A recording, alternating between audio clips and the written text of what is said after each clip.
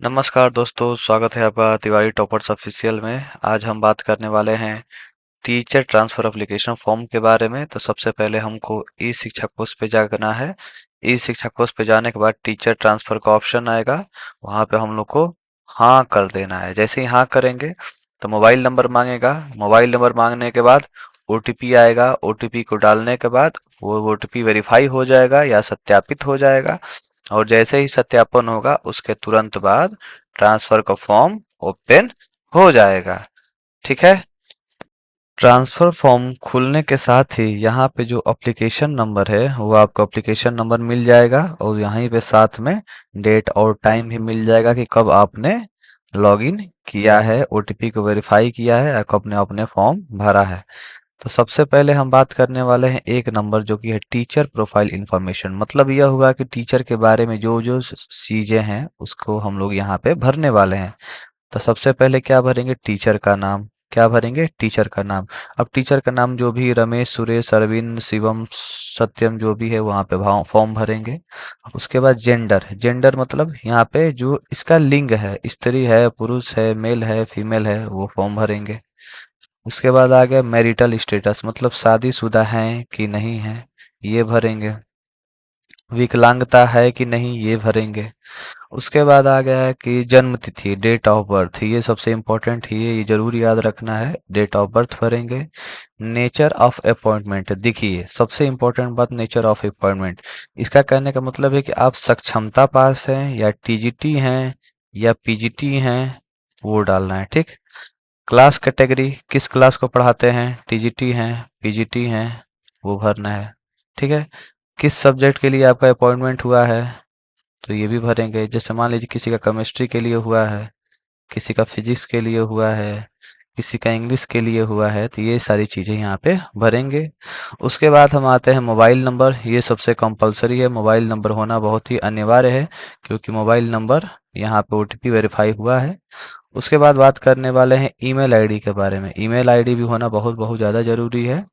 एक secondary email ID की भी बात कही गई है कि जिसमें अगर कोई दूसरा भी ईमेल आईडी है तो वो जल्द से जल्द वहाँ पे डाल देना चाहिए, या अल्टरनेटिव कोई मोबाइल नंबर है उस पे भी नोटिफिकेशन आपका मैसेज जा सकता है। ठीक है। तो ये रहा हम लोग का टीचर प्रोफाइल इंफॉर्मेशन।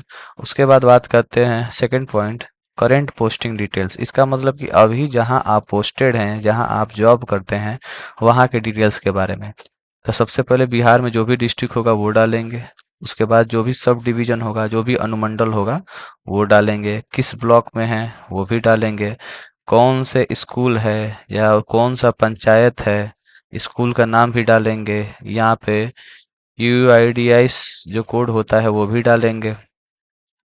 अगर आप सक्षमता क्वालिफाइड टीचर हैं तो यहाँ पे आपको ट्रू भरना है, यहाँ पे सक्षमता का रोल नंबर भी डालना है। ठीक है।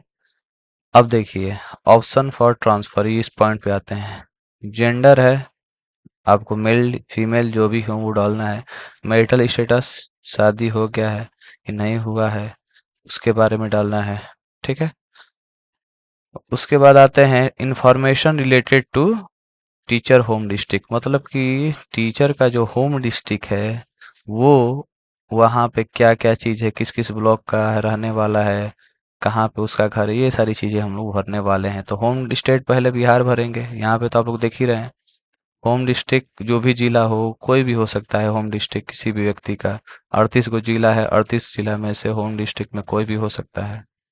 उसमें किस अनुमंडल में आप हैं, किस ब्लॉक में हैं, वो भी भरना है। ठीक है। उसके बाद आते हैं कि अगर आपकी शादी हो गई है तो आपकी वाइफ का जो होम डिस्ट्रिक्ट है उसके बारे में, वाइफ का नाम लिखेंगे, होम स्टेट लिखेंगे। ठीक है। तो ये सारी चीज़ है हम लोग भरने वाले हैं टीचर के होम डिस्ट्रिक्ट के बारे में। उसके बाद क्या ऑप्शन आता है? Sub division. यहाँ पे टोटल कितना दिया है? 1 2 3 4 5 6 7 8 9 10। 10 अनुमंडल दिए गए हैं। जैसे इन्होंने भरा है भागलपुर, भागलपुर में कहलगांव है सब डिवीजन। देखिए ये पुरुष के लिए है, इसीलिए यहाँ पे ब्लॉक और पंचायत सारी चीजें नहीं दी गई हैं। यही फीमेल के द्वारा भरा गया फॉर्म होता। यहाँ पे जो भी पंचायत होते ये सारी चीजें फिलअप होती। ठीक है। तो उसके बाद इन्होंने सेकंड चॉइस दिया है, भागलपुर में दिया है। तीसरा भागलपुर में नगवछिया दिया है, मुंगेर दिया है। ऐसे करते करते करते इन्होंने 10 ऑप्शन 10 अनुमंडल भरे हैं। ठीक है, तो कुछ ऐसा ही फॉर्मेट जो भी चीज है वो होने वाला है।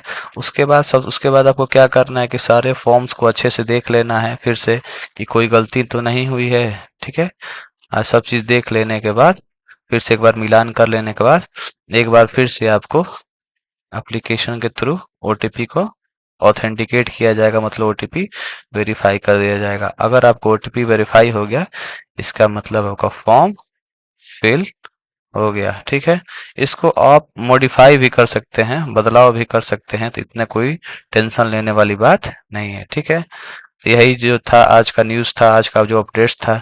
ऐसे ही जानकारी के लिए हमारे चैनल के साथ जुड़े रहें तिवारी टॉपर्स ऑफिशियल। बहुत बहुत thank you and have a good luck.